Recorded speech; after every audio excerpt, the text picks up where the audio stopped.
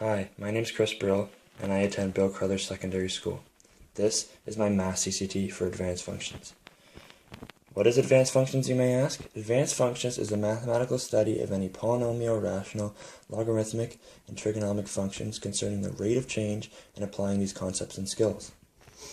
My question concerns lesson 5.2, exploring quotients of polynomial functions, page 262, number 3, A, B, and C. My question says, write an equation for irrational functions with the properties as given. Whole at x equals 1. B says vertical asymptote anywhere and a horizontal asymptote along the x-axis. C finally says whole at x equals -2 and a vertical asymptote along the x-axis. Let's start with what a rational function really is and some basic rules that pertain to this mathematical element. As defined, a rational function is a division of two polynomial functions. This means you have an expanded or simplified polynomial in both the numerator and the denominator. Some basic rules that relate to this particular subject come in a wide variety. The first one is when both the denominator and numerator contain a common factor. In this case, it was x minus 1, as you can see from the graph and the function.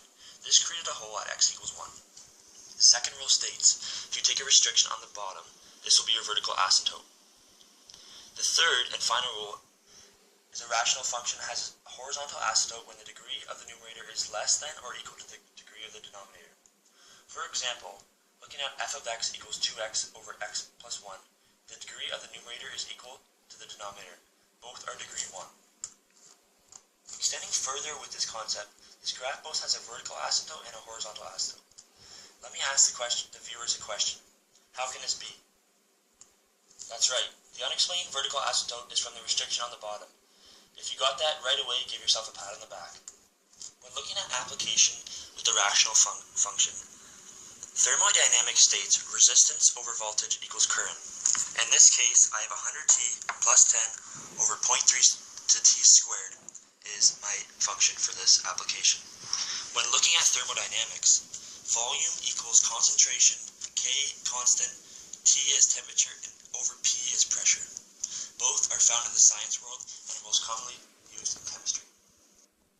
Looking at part A to my question, it wants a whole at x equals 1. When looking back to our rules, a whole is created when a common factor on both the numerator and the denominator are displayed. When looking at the first example I decided to do, it's easy to see that x minus 1 is a common factor, therefore creating a whole at x equals 1. When looking at the second example of x minus 1 over x squared plus 3x minus 4, it is hard to see that there is a common factor on both the numerator and the denominator, but simply factoring out will give you x minus 1 over x plus 4 times x minus 1. This gives you a common factor of x minus 1 on both the numerator and the denominator, therefore giving you a whole at x equals 1. Both graphs will finally have a whole at x equals 1, depending on what they look like given the circumstance. Or part B says vertical asymptote anywhere and a horizontal asymptote along the x-axis. Let's talk about the horizontal asymptote first. The rule about horizontal asymptote says the degree of the numerator must be less or equal to the degree of the denominator. So I started with putting a degree 2 on the bottom and a degree 1 on the top. The degree 2 being x squared and the degree 1 just being 1. This made a horizontal asymptote along the x-axis. Finally, when looking at vertical asymptotes, this is a restriction on the denominator. In the question it says it could be anything. Since I already had the x squared, I subtracted a 4.